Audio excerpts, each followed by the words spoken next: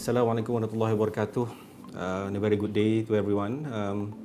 My name is Mohd Nazrol Bin Marzuke. MMU alumni, graduated in 2002 from Faculty of Engineering, Cyberjaya. Started in Malacca, in Al-Fire, and then Beta and Gamma in Cyberjaya, way back when 2001 we finished the study. Right now I'm the founding registrar and chief executive for the Malaysia Board of Technologists. We are basically headquartered in Putrajaya, and we have one satellite office in Cyberjaya.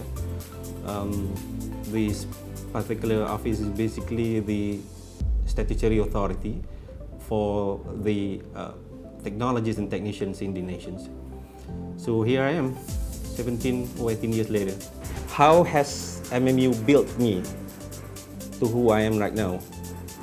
People could perceive that one is successful, but success is basically a relative perception towards others. It's not about how many commas you have in the bank account. It's not about how big you are and how high you are in the hierarchical order of the institutions. But the one that matters most is basically how beneficial the things that you do. That really leads to the question is how MMU has built me. I cannot thank you MMU enough for building us like who we are right now. One thing that I can still vividly remember, people might not memorize all the things that we learn in academic world, but one of the very great principle of venturing yourself into the career and professional world is basically applying the knowledge that you have attained. I can still remember the subject of my final year. It was a subject of neural network and fuzzy logic. There, it was a slide that really opened my eyes about the differentiation between data, information, and knowledge back then. It shows that knowledge is the one that when you have a sequence of data that gives you some information, you create one. It's not basically the one that being spoon-fed by the faculty to you. The technology changes quite rapidly if you do not embrace yourself to the dynamism of adaptability and the flexibility.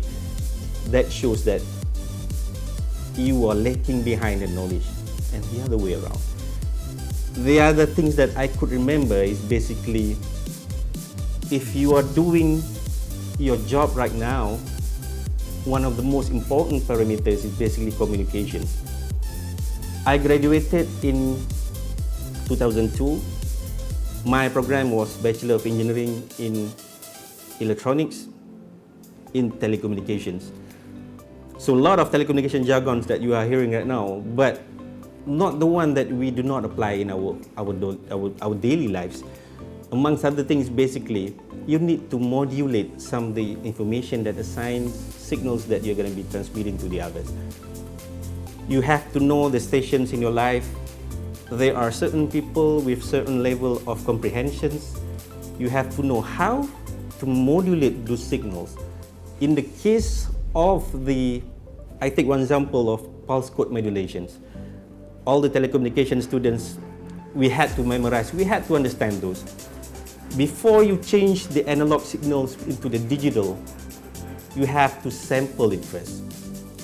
You have to quantize it and eventually encode it before you transmit, and eventually got the transmission and then demodulate it into the original signal. In the real world, communications amongst employees, among institutions, among companies, that very principle is applicable as well. You know for a fact that there are things that you have to package it so that it creates a comprehension point that everybody understands, and eventually you get to the successful point that everyone craves for. What is the critical success factor? It's communications.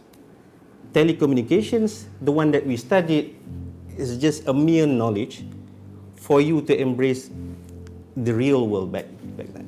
So back to the question, so how has MMU built? Without knowing it, thank you MMU, you have embedded all the intrinsic knowledge for us to not to just apply and to eventually create a new ones for us to be adaptable and flexible. In other words, if other universities basically focusing on producing graduate that can work, I believe MMU produce us not just for work, but for a living instead. That's what makes a significant difference to the MMU education system and the ecosystem of the educational experience, including the co-curricular activities that I mentioned just now. So hopefully this will bring and spur and eventually augur a good reminder to everyone, including the graduating students, the current cohort of the graduations. Congratulations again. Be prepared to embrace the professional world out there. Do not just wait, you might be the change maker.